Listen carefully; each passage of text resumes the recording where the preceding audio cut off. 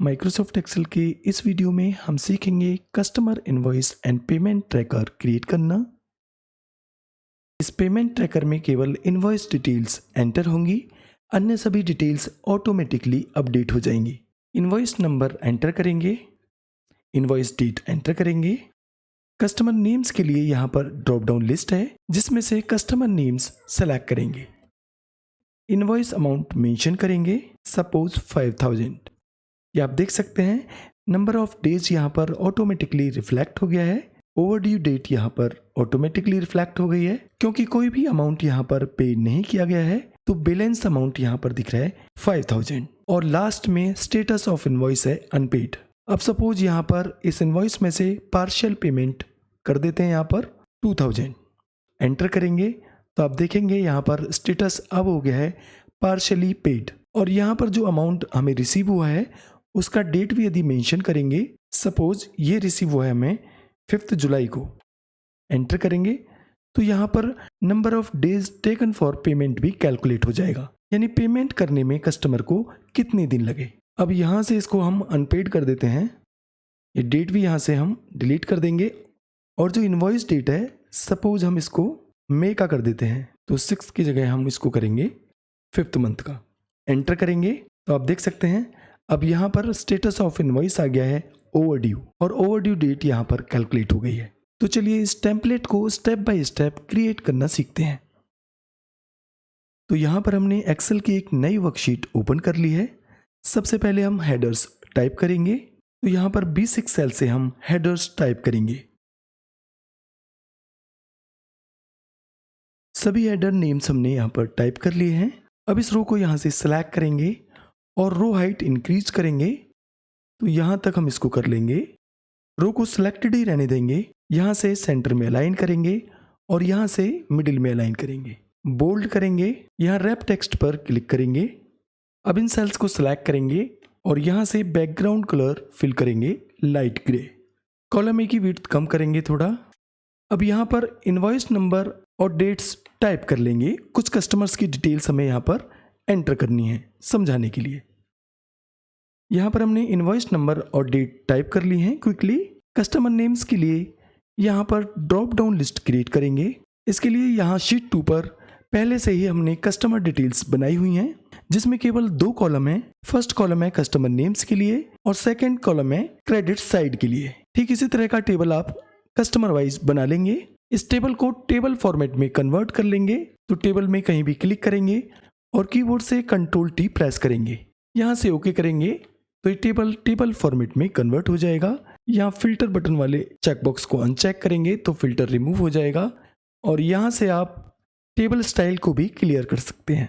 यहाँ से table name change कर लेंगे, कोई भी रीजनेबल नेम यहाँ पर हम दे देंगे। इस टेबल को हम नेम दे देते हैं credit_side, एंटर करेंगे। अब देखिए जैसे ही हम यहाँ पर इस नेम को सिलेक्ट करेंगे नेम बॉक्स में, तो ये टेबल सिलेक्ट हो जाएगा। वापस शीट 1 पर आएंगे और यहाँ पर हमें इन सेल्स में नेम्स के लिए ड्रॉप डाउन लिस्ट क्रिएट करना है, तो रेंज सिलेक्ट कर लेंगे और कीबोर्ड से Alt+A+V प्रेस करेंगे तो डेटा वैलिडेशन विंडो यहाँ पर ओपन हो जाएगी। अलाउ में लिस्ट पर क्लिक करेंगे। यहाँ सोर्स बॉक्स में हम नेम्स मैनुअली भी टाइप कर सकते हैं, परंतु हमने पहले से ही टेबल क्रिएट किया हुआ है शीट 2 पर, तो शीट 2 पर आएंगे और यहाँ से नेम रेंज को सिलेक्ट करेंगे और यहाँ से ओके करेंगे। अब इन सभी सेल्स में ड्रॉप डाउन लिस्ट क्रिएट हो गई है नेम्स के लिए। कोई एक नेम यहाँ पर हम सेलेक्ट करेंगे। इसी तरह से अन्य सेल्स में भी हम कस्टमर नेम्स सेलेक्ट कर देंगे। कॉलम विड्थ एडजस्ट कर लेंगे। इनवॉइस अमाउंट यहाँ पर मेंशन कर लेंगे। अब यहाँ पर नंबर ऑफ डेज कैलकुलेट करने के लिए इक्वल प्रेस करेंगे और आज की डेट के लिए टुडे फंक्शन अप्लाई करेंगे। ब्रैकेट क्लोज करेंगे और माइनस करेंगे इसमें से इनवॉइस डेट को, तो ये डेट को हम यहाँ पर सिलेक्ट कर देंगे और एंटर प्रेस करेंगे। सेल को सिलेक्ट करेंगे और होम टैब पर क्लिक करके यहाँ से डेट फॉर्मेट की जगह जनरल फॉर्मेट सिलेक्ट करेंगे। अब यहाँ पर नंबर ऑफ डेज आ गए, यानी ये जो इनवॉइस क्रिएट हुई है उसको 89 डेज हो गए हैं। यहाँ से इसको नीचे तक ड्रैग करेंगे तो सभी इनवॉइसेस के नंबर ऑफ डेज कैलकुलेट हो जाएंगे। ओवरड्यू डेट कैलकुलेट करने के लिए हम यहाँ पर इनवॉइस डेट में क्रेडिट साइड को ऐड कर देंगे। तो इक्वल प्रेस करेंगे, इनवॉइस डेट को सिलेक्ट करेंगे, प्लस करेंगे इसमें क्रेडिट साइड को, और यहाँ पर क्रेडिट साइड को लुकअप करने के लिए हम VLOOKUP फंक्शन यूज करेंगे। तो VLOOKUP टाइप करेंगे, ये देखिए VLOOKUP फंक्शन यहाँ पर आ गया है। डबल क्लिक करेंगे, लुकअप वैल्यू के लिए हम यहाँ पर नेम को सिलेक्ट करेंगे, कॉमा। अब VLOOKUP फंक्शन का जो नेक्स्ट आर्गुमेंट है वो है टेबल अरे। इसके लिए हम टेबल लेंगे क्रेडिट साइड वाला। तो यहाँ पर क्रेडिट साइड जैसे ही आप टाइप करना शुरू करेंगे तो शीट 2 पर जो टेबल हमने क्रिएट किया हुआ है कस्टमर्स के लिए, वो टेबल यहाँ पर शो हो जाएगा। इस पर डबल क्लिक करेंगे, कॉमा। अब आता है यहाँ पर कॉलम इंडेक्स नंबर, यानी जो इन्फॉर्मेशन आप यहाँ पर लुकअप कर रहे हैं वो कौन से कॉलम में है, तो वो सेकंड कॉलम से हमें लुकअप करना है। तो कॉलम नंबर हमने यहाँ पर दे दिया है 2, कॉमा, एग्जैक्ट मैच के लिए 0, ब्रैकेट क्लोज, और एंटर प्रेस करेंगे। तो यहाँ पर आप देखेंगे ओवरड्यू डेट कैलकुलेट हो गई है। यहाँ पर डबल क्लिक करेंगे तो सभी इनवॉइसेस की ओवरड्यू डेट कैलकुलेट हो गई है एज पर credit side. Payment received amount यहाँ पर हम मेंशन कर देंगे जिसका भी पेमेंट रिसीव हो गया है। सपोज जो फर्स्ट कस्टमर है इसका पेमेंट कंप्लीटली क्लियर हो गया है, और जो सेकंड कस्टमर है इसका रिसीव हुआ है 5000। डेट ऑफ रिसिप्ट यहाँ पर हम मेंशन करेंगे कितने तारीख को पेमेंट रिसीव हुआ है। सपोज ये पैसा हमें रिसीव हुआ है 5 मई को, और यहाँ पर ये पैसा रिसीव हुआ है हमें 12 मई को। यहाँ पर हमें इसका सपोज कोई भी पैसा रिसीव नहीं हुआ है, ये फुल पेमेंट क्लियर हो गया है,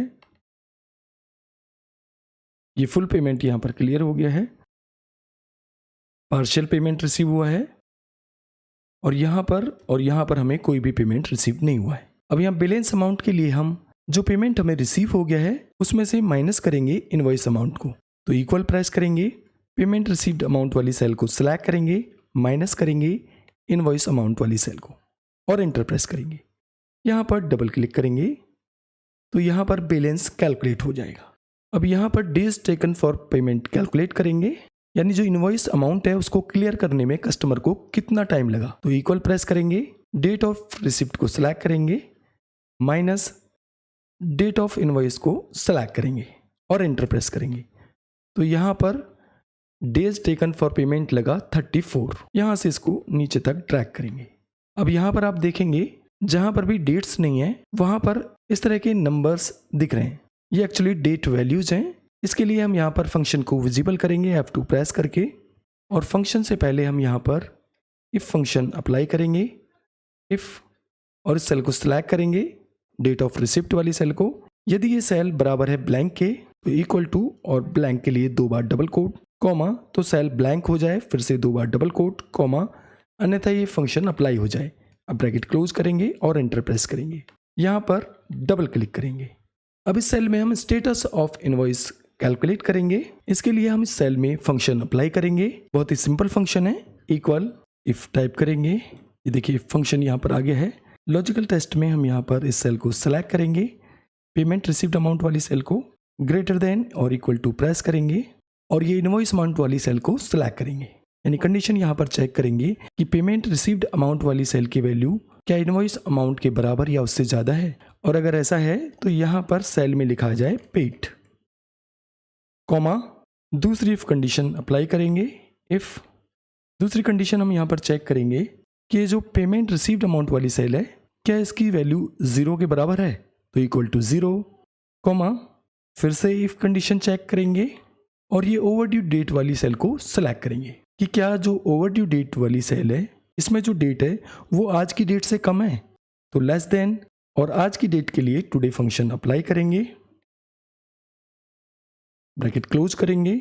अगर ऐसा है तो सेल में लिखा आ जाए ओवरड्यू डबल कोट के अंदर, कॉमा, और वैल्यू इफ फॉल्स, यानी यदि ये कंडीशन मैच नहीं होती है तो सेल में लिखा जाए अनपेड,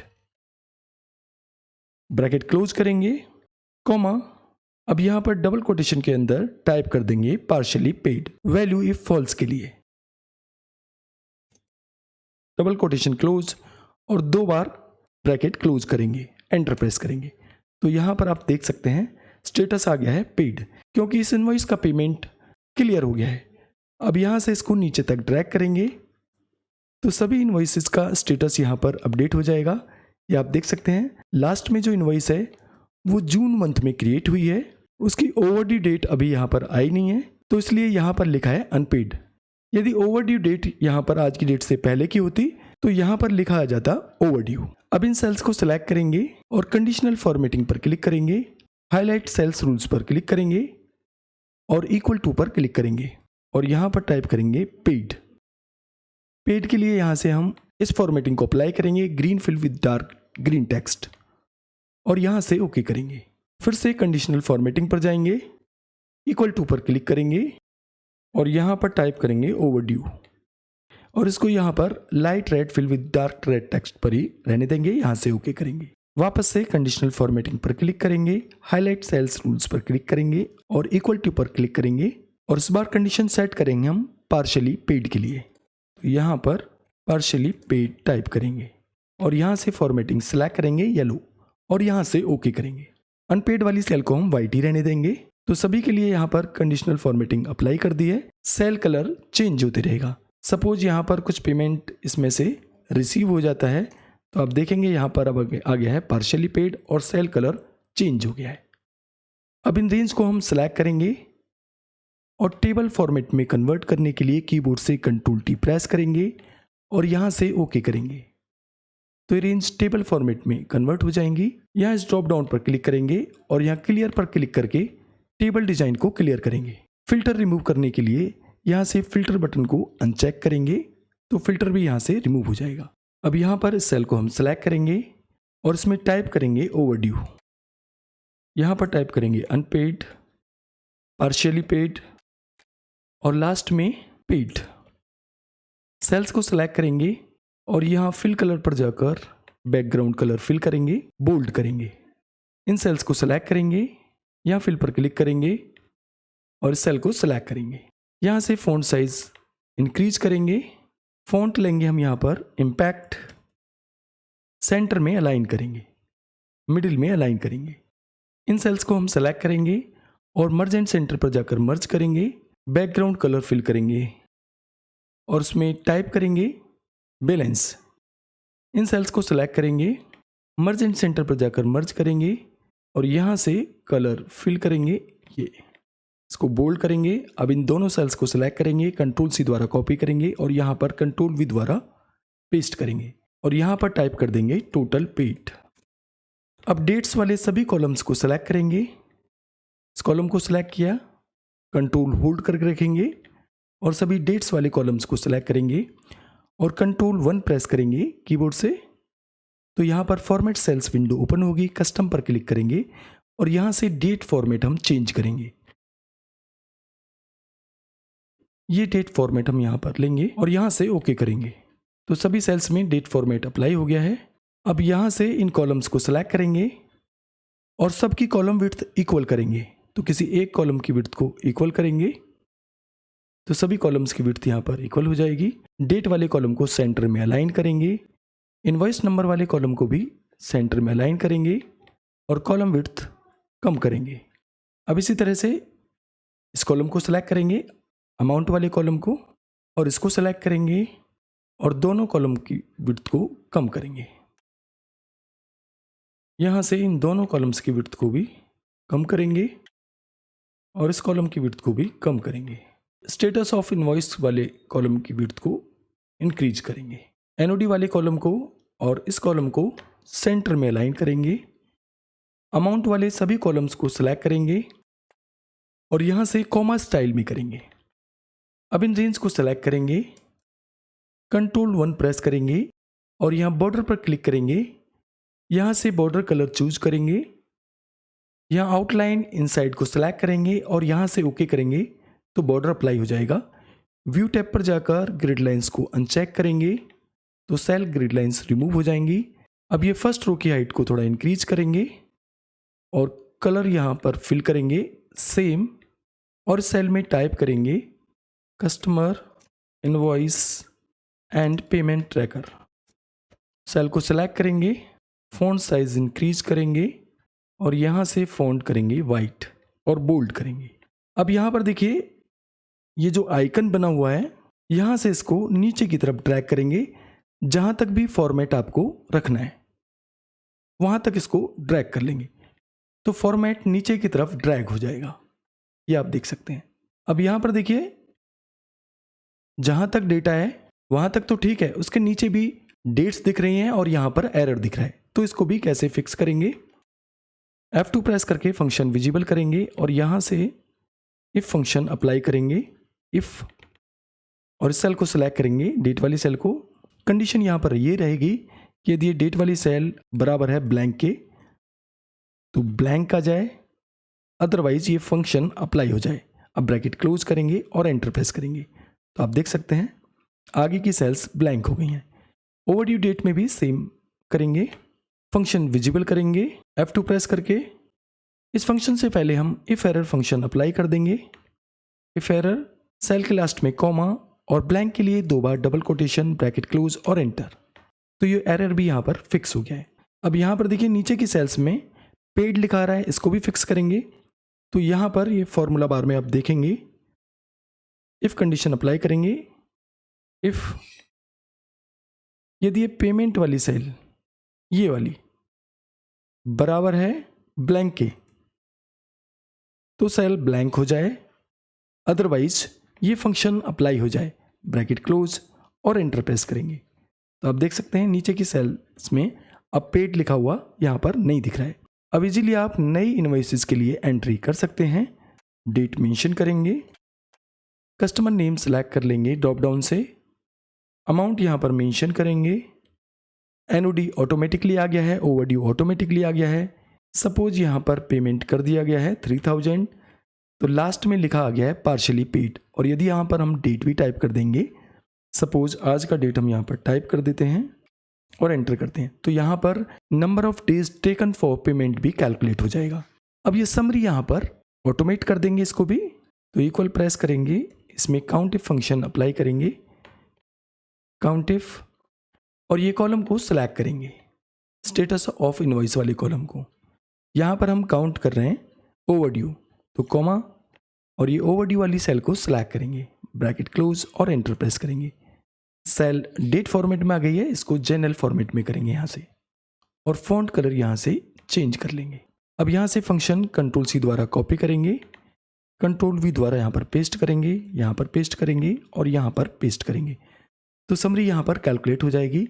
बैलेंस के लिए हम यहाँ पर सम करेंगे बैलेंस वाले कॉलम की सेल्स का, इक्वल प्रेस करेंगे, सम टाइप करेंगे, ये देखिए सम फंक्शन यहाँ पर आ गया है, डबल क्लिक करेंगे और ये बैलेंस वाले कॉलम को सिलेक्ट करेंगे, ब्रैकेट क्लोज और एंटर प्रेस करेंगे। फॉन्ट चेंज करेंगे वाइट, बोल्ड करेंगे, फॉन्ट चेंज कर देंगे, एंटर, मिडिल में अलाइन करेंगे और सेंटर में अलाइन करेंगे। अब यहाँ पर देखिए बैलेंस अमाउंट जो दिख रहा है वो माइनस में दिख रहा है, इसको भी आप फिक्स कर सकते हैं। F2 प्रेस करके फंक्शन विजिबल करेंगे और फंक्शन से पहले माइनस साइन पुट कर देंगे और एंटर प्रेस करेंगे तो माइनस साइन यहाँ से रिमूव हो जाएगा। टोटल पेड के लिए हम यहाँ पर इक्वल प्रेस करेंगे, सम करेंगे रिसीव्ड अमाउंट वाली सेल का, इस सेल को सिलेक्ट करेंगे, ब्रैकेट क्लोज और एंटर प्रेस करेंगे। इस सेल की फॉर्मेटिंग यहाँ पर अप्लाई कर देंगे इस तरह से। यहाँ से रिबन को मिनिमाइज करेंगे तो यहाँ स्क्रीन पर आप एक automatic customer invoice and payment tracker template देख सकते हैं। अभी के लिए बस इतना ही, नमस्कार।